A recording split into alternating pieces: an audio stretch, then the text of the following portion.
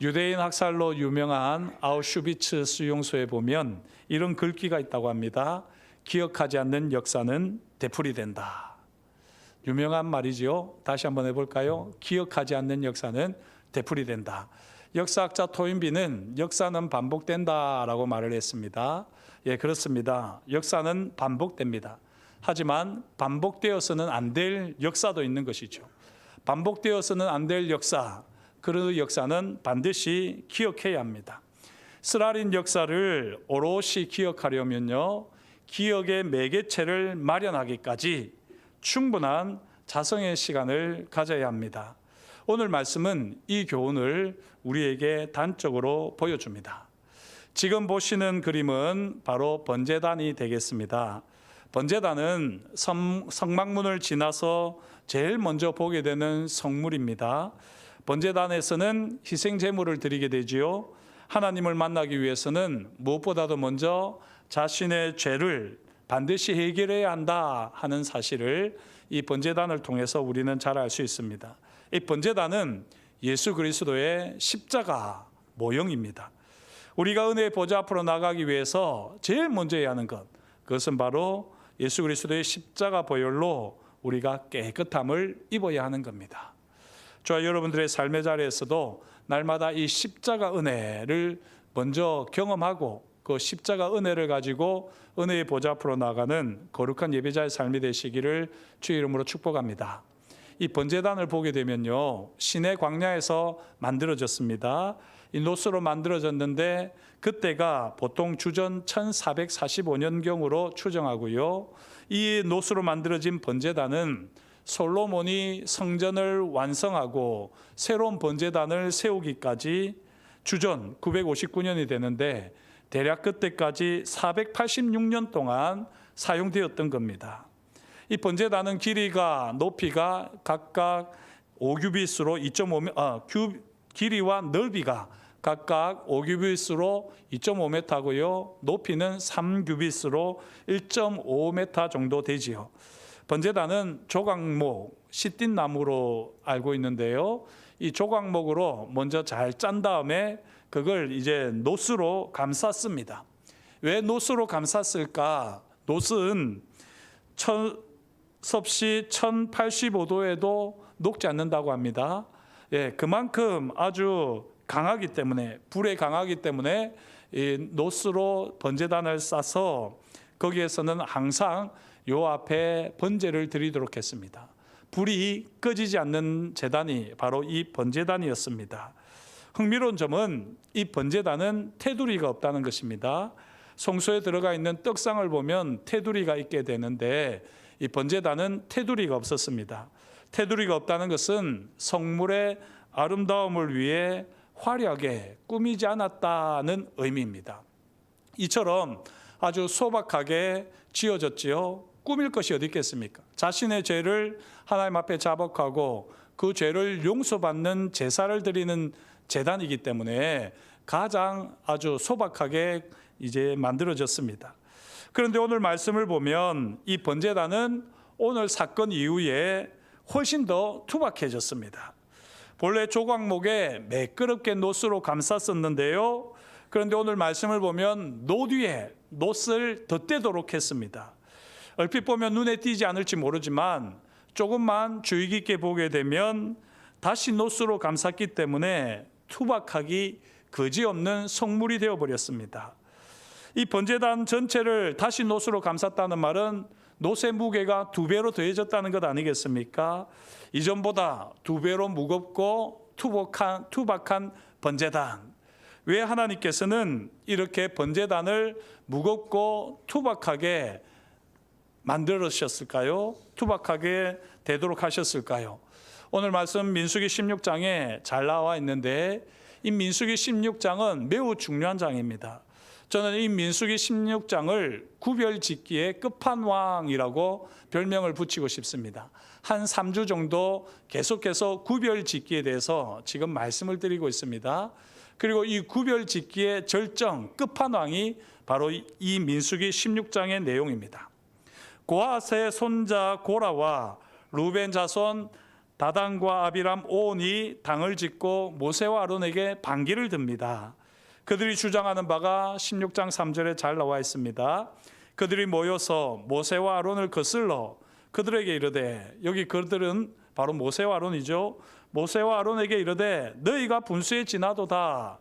회중이 다 각각 거룩하고 여호와께서도 그들 중에 계시거늘 너희가 어찌하여 여호와의 총회 위에 스스로 높이느냐 라면서 고핫의 손자 고라와 다단과 아비람 온이 모세와 아론을 비판하고 비난했습니다. 여기에다가 다단과 아비람은 모세를 더 심하게 비판하는데요. 16장 13절, 네가 우리를 적과 꿀이 흐르는 땅에서 이끌어내어 광야에서 죽이려 함이 어찌 작은 일이기에 오히려 스스로 우리 위에 왕이 되려 하느냐라고 하면서 모세를 비판합니다. 적과 꿀이 흐르는 땅은 어느 땅입니까? 가나안 땅입니다. 약속의 땅 가나안이 적과 꿀이 흐르는 땅인데 다단과 아비람은 애굽이 적과 꿀이 흐르는 땅이라는 겁니다. 그 적과 꿀이 흐르는 땅에서 우리를 광야로 이끌어낸 것만 해도 네가 죽을 일인데 거기에다가 네가 스스로 우리 위에 왕이 되려고 하느냐라고 하면서 모세를 비난했던 겁니다. 어쩌면 이스라엘 백성들은 애굽 생활과 비교할 때에 광야 생활이 너무나도 고달프고 힘겨웠기 때문에 불평과 불만을 늘어놓을 수 있습니다. 충분히 그럴 수 있습니다. 모세를 비판할 수 있습니다. 그러면 이 성막과 회중 사이에 있는 레위인이 그 중간 역할을 잘 해줘야 되는 것이죠. 지금 모세를 비판하는 다단과 아비람은 루벤 지파지요. 루벤 지파는 남쪽 진영에 속합니다.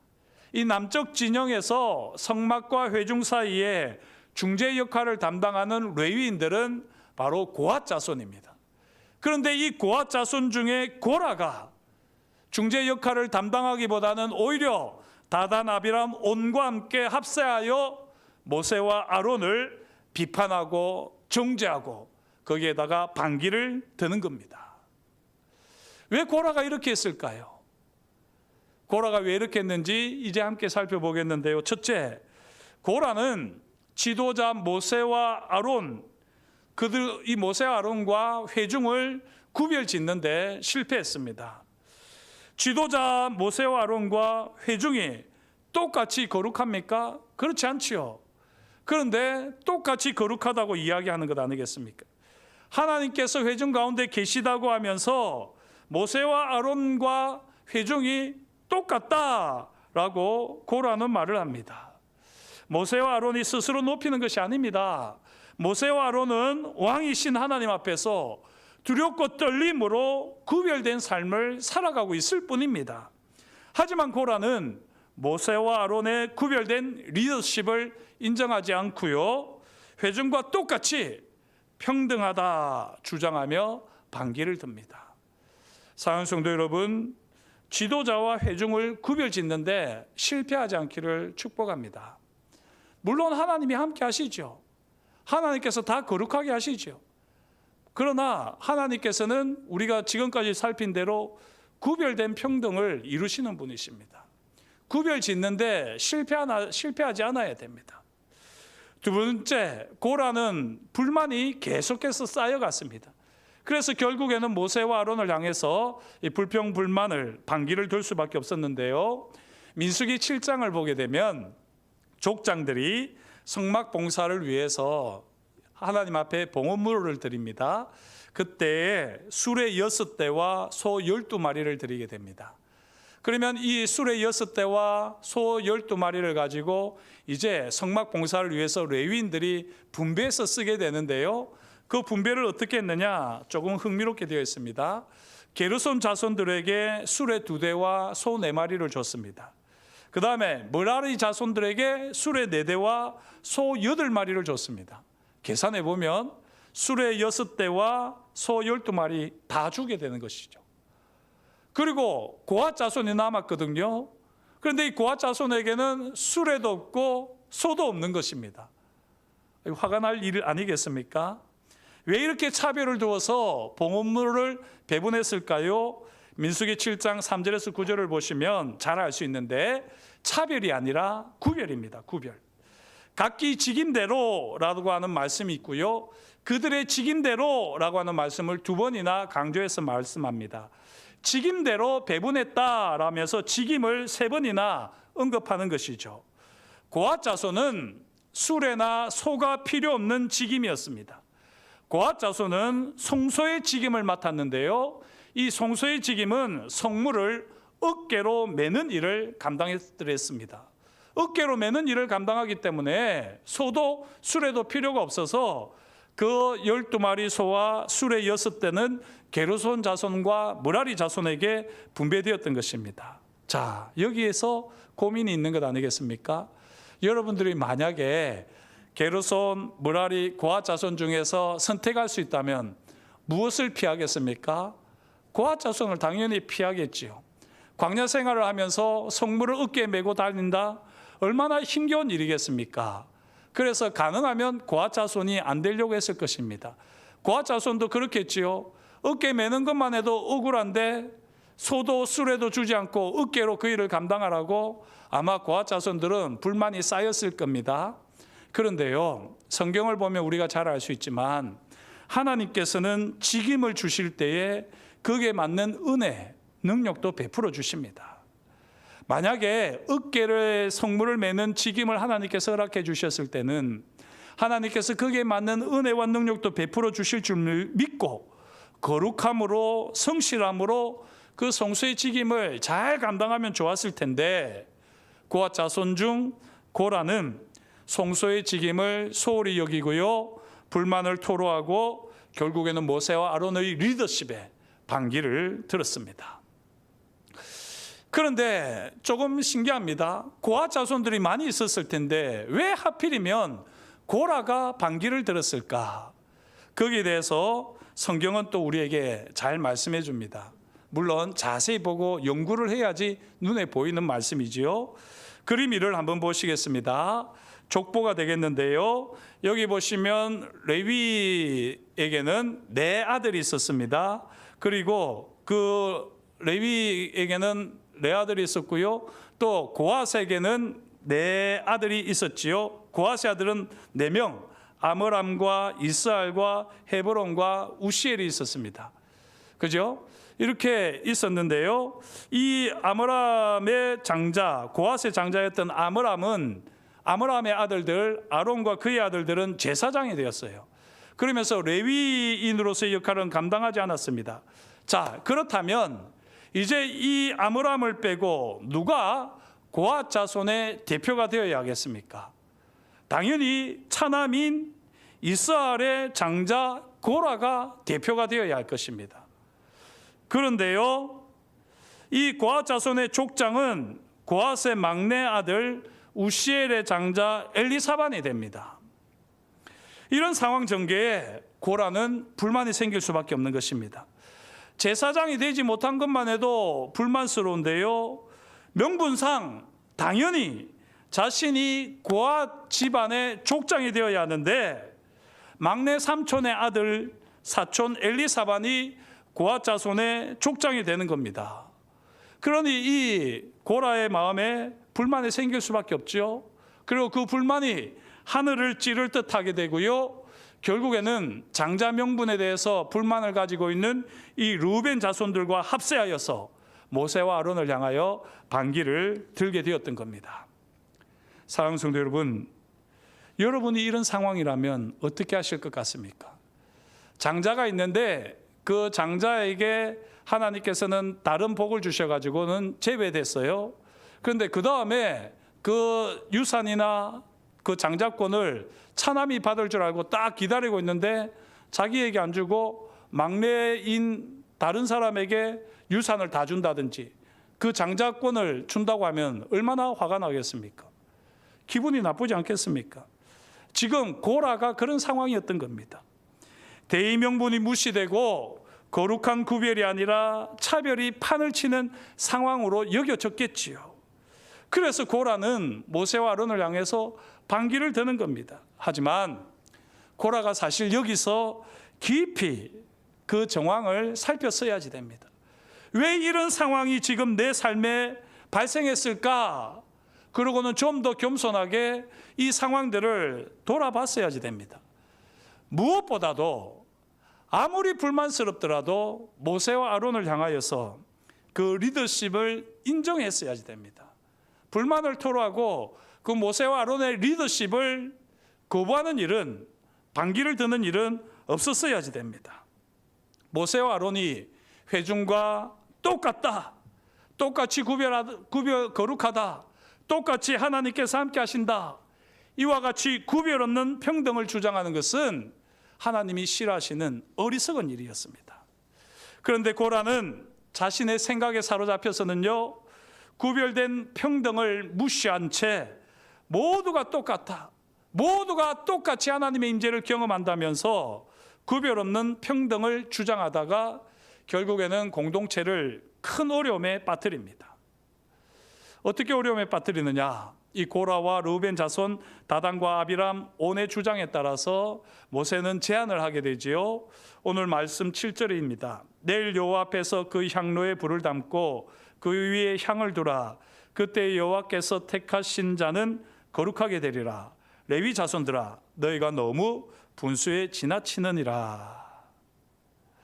구별 없는 평등을 주장하는 것은 분수에 지나치는 일이라고 모세가 경고를 하지요.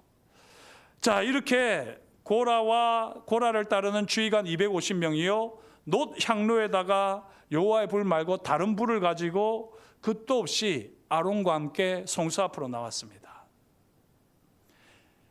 이 광경을 보고 있던 사람들 중에는 거룩한 두려움에 사로잡히는 자가 있었습니다.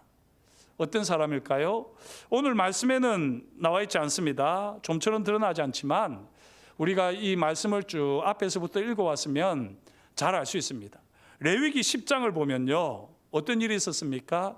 레위기 10장에 놋 향로에 여호와의 불 말고 다른 불을 가지고 성소로 들어갔다가 죽은 사람들이 있었지요. 바로 아론의 두 아들 나답과 아비후가 향로에서부터 나오는 불, 여호와의 불로 인해서 죽었습니다. 그런데 이때 아론의 두 아들 나답과 아비후의 시체를 누가 치웠느냐? 레위기 10장 4절 말씀입니다. 모세가 아론의 삼촌 우시엘의 아들 미사엘과 엘사반을 불러 그들에게 이르되 나와 너희 형제들을 성소 앞에서 진영 밖으로 메고 나가라 하매. 자, 여기 보시면 모세가 아론의 삼촌 우시엘의 아들 미사엘과 엘사반을 불렀다고 되어 있지요. 여기 삼촌 앞에 막내라고 넣어주면 참 좋을 뻔했는데 아마 이 원어에 없기 때문이겠지요. 지금 아론의 막내 삼촌 우시엘의 아들 미사엘과 엘사반이 향로에 여호와의 불이 아닌 다른 불로 성소에 들어갔다가 홀라당 타 죽은 시체를 치웠습니다. 이 미사엘과 엘사반 그리고 이 우시엘 가문에는 거룩한 두려움이 있는 겁니다. 이 제사장 일은 아무나 할 수 있는 일이 아니구나. 여호와 앞에서 하나님의 명령대로 순종하지 않고 내 생각, 내 기분, 내 마음대로 했다가는 언제든지 여호와의 불에 죽을 수도 있구나. 이것을 확실하게 몸으로 경험한 사람들이 바로 미사엘과 엘사반입니다. 그리고 바로 이 우시엘 가문인 것이죠. 그리고 그 우시엘 가문의 장자 엘리사반이 바로 고핫 자손의 족장이 되었던 겁니다. 고핫 자손의 족장은 고라가 아니라 우시엘의 장자 엘리사반이 될 수밖에 없는 이런 영적인 내막이 있었습니다. 그런데 이 영적인 내막도 모르고 고라는 바로 알량한 명분을 내세우면서 자기가 장자가 되지 못했다고, 자기가 장자임에도 불구하고 족장이 되지 못했다면서 모세와 아론에게 반기를 들었던 것이죠. 그 결과 고라와 함께 250명의 주의관은 여호와의 불에 다 죽었습니다. 너무나도 충격적인 일이 발생한 것입니다. 여호와 하나님께서 아론과 그 아들을 제사장으로 세우셨습니다. 모세가 임의로 왕노로 탄 것이 아닙니다. 철저하게 하나님 앞에 거룩한 예배자로 서서 왕이신 하나님의 명령을 따라 하나님의 뜻을 이루었습니다. 아무리 백성이 거룩하다고 해도요, 모세와 아론의 거룩함은 비교가 되지 않습니다. 아무리 백성이 하나님의 임재를 경험한다고 해도 모세와 아론이 경험하는 하나님의 임재의 그 특별함과는 비교가 되지 않는 것이었습니다. 사랑하는 성도 여러분, 차별 없는 평등, 참 아름답고 귀한 말입니다. 우리는 차별 없는 평등을 이루어야 합니다.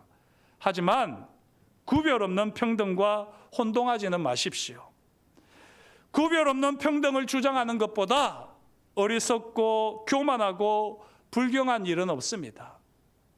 하나님께서는 구별된 평등을 기뻐하십니다. 구별된 평등이 없으면, 구별이 없으면 사실 아무 일도 되지 않습니다. 직무에 따라, 헌신과 역량에 따라 거룩한 구별을 하시면서 하나님께서는 하나님의 일들을 행하십니다. 저와 여러분들이 날마다 차별 없는 평등을 위해서 힘쓰시기를 축복합니다. 그러나 그것이 구별 없는 평등이 되지 않도록 늘 주의하시면서 하나님의 그 뜻을 따라서 구별된 평등을 이루어가는 거룩한 예배자 되시기를 주의 이름으로 축복합니다.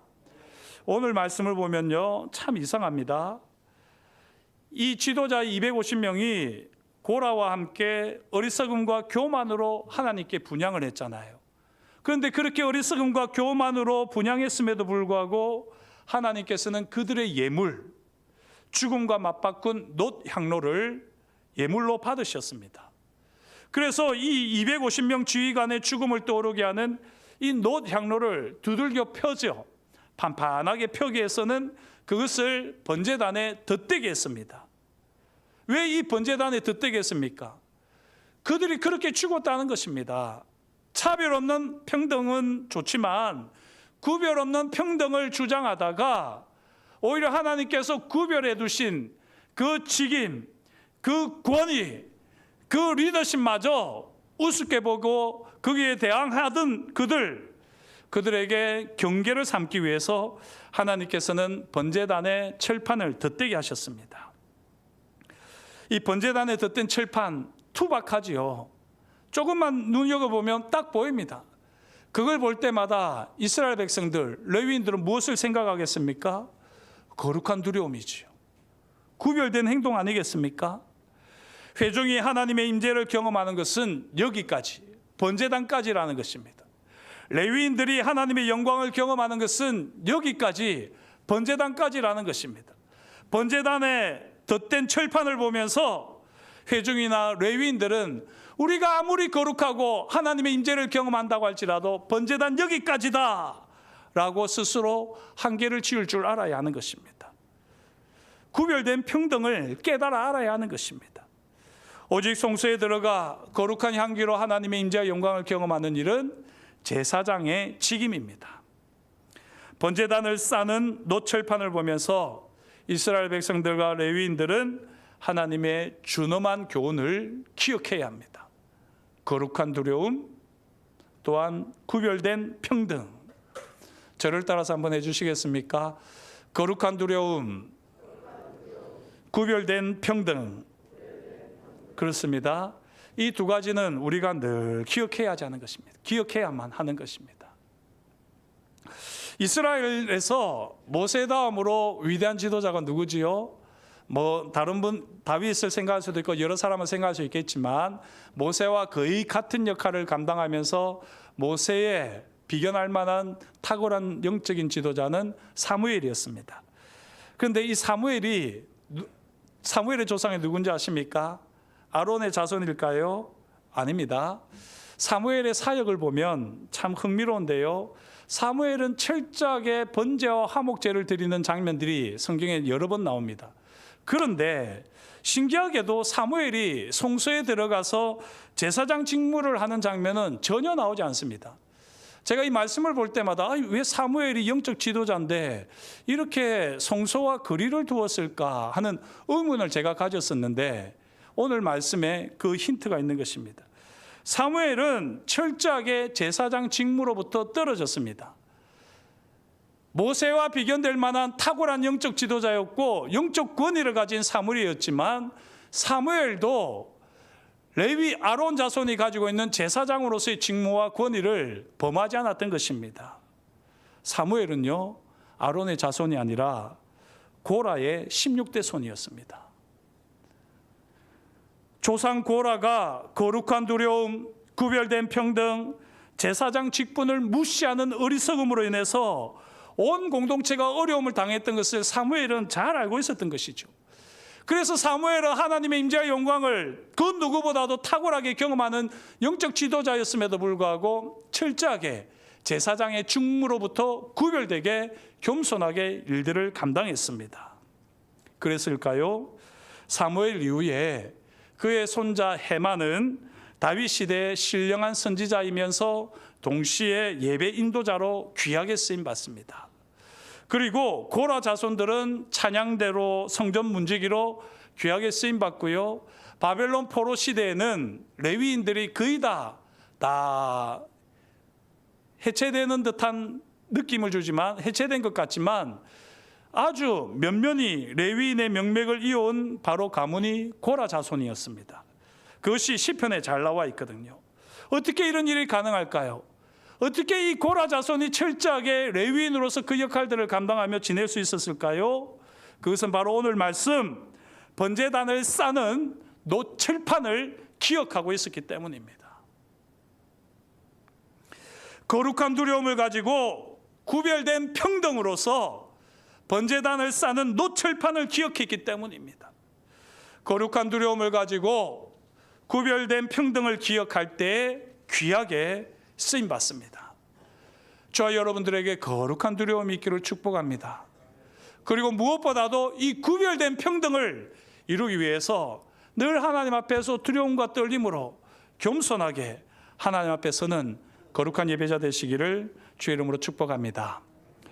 이제 다음 주일에는요, 항존직 투표를 위한 공동의회가 있습니다. 하나님께서 이 구별된 평등을 이루시기 위해서 따로 구별하여 항존 직분자를 세우십니다. 뭐 이게 대단하다고 1부 예배는 드리지도 않고 2부 연합 예배를 드리고 공동의회를 하나 싶지만요, 오늘 말씀을 보시면 아시겠지만 대단한 일입니다. 하나님께서 구별된 평등을 이루시기 위해서 구별되이 세우는 겁니다. 안수집사, 권사, 장로 아무나 하는 것 아닙니다. 그렇다고 해서 이게 계급은 아닙니다. 하지만 하나님께서 그 사람을 충성되이 여기시고 그 한 사람을 따로 불러 세우셔서 구별된 평등을 이루시기 위해서 그 하나님의 사람을 세우시는 것 아니겠습니까? 사랑하는 성도 여러분, 오늘 고라를 기억하십시오. 고라는 구별된 평등이 아니라 구별 없는 평등을 주장하다가 하나님 앞에서 크게 징계를 먹고 생명을 빼앗겼습니다.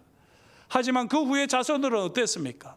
오히려 번제단을 싸는 철판을 보고 하나님의 은혜를 구하고 하나님의 자비와 긍휼을 구하고 그렇게 겸손하게 예배자로 쓰게 되었을 때에 사무엘 이후부터는 엄청나게 귀하게 쓰임받은 것을 볼 수 있습니다. 누구는 안 돼. 누구는 무엇을 옛날에 했었기 때문에 안 돼. 그 사람은 지금까지 살아온 모습이 그래서 안 돼. 그렇게 과거에 매이지 마시고 지금 그 사람이 하나님 앞에 어떤 예배자로 섰는지를 보십시오. 정말 거룩한 두려움으로 하나님 앞에 예배자로 서고 있습니까? 그리고 그분이 구별된 평등을 이룰 만한 겸손한 사람입니까?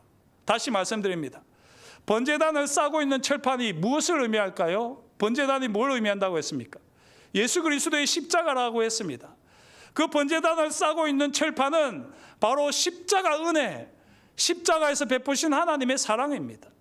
이 십자가 은혜만을 붙들고 나아가는 겸손한 사람이라면 그 사람이 두렵고 떨림으로 구별된 평등을 이루는 하나님의 사람이 아니겠습니까? 우리가 이제 한 주간 남았는데요, 이 한 주간 동안 잘 기도해 주시면 좋겠습니다.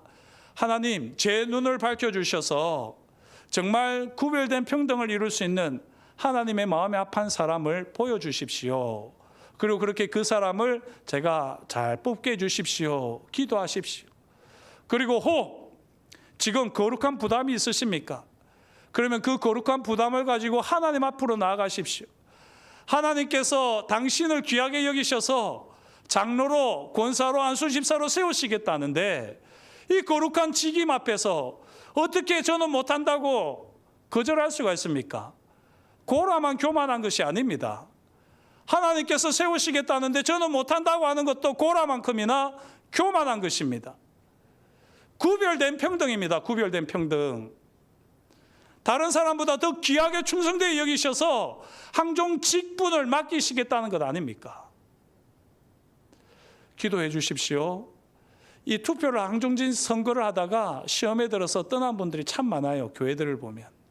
우리 교회는 그런 분이 하나도 없고 하나님의 음성으로 듣고 하나님이 세워주시는 이 은혜에 겸손함으로 반응하는 그런 우리 피택자들이 되어지고, 또 그렇게 우리가 기쁨으로 그들을 축복하고 세워가며 존경하는 그런 우리 성숙하고 거룩한 공동체가 될 수 있도록 꼭 기도해 주시기를 주의 이름으로 축복합니다. 기도하겠습니다. 하나님 아버지, 주님께서 저희를 사랑하여 주시고 오늘도 주님께서 우리에게 말씀하여 주시니 감사합니다. 하나님의 말씀만이 우리 사랑하는 성도님들의 마음에 새겨지게 하여 주시옵소서. 때로는 하나님 아버지, 우리가 차별 없는 평등을 이야기하다가 혹 구별 없는 평등까지 주장하는 어리석음을 범하지는 않았습니까? 두렵고 떨림으로 하나님 앞에 예배자로 서게 하여 주옵시고, 하나님께서 구별된 평등을 이루시는 분이심을 잘 알게 하여 주옵시고, 지금까지 우리가 고라와 같이 교만하고 어리석었던 때가 있었다면 이제는 주님의 십자가를 붙들고 더욱더 겸손한 예배자로 서게 하여 주옵시고, 지난날의 죄와 허물들은 주님의 십자가 보혈로 씻어주시는 것을 우리가 믿음으로 고백하며 다시 한번 하나님께서 우리를 충성되이 여기시고 거룩한 일꾼으로 삼으실 때에 부족하지만 제가 여기 있나이다, 두 손 들고 주님 앞에 순종하며 나아오는 피택자들이 되어지도록 성령께서 친히 역사하여 주옵시고, 그런 사람들을 우리가 성령의 감동을 따라 세워가는 은혜로운 선거가 되어질 수 있도록 주께서 친히 일하여 주옵소서. 주님께서 우리와 늘 함께해 주시고 우리의 삶의 자리마다 십자가 은혜와 능력만이 넘치게 하실 것을 인하여 감사드리오며 예수님의 이름으로 기도드립니다. 아멘.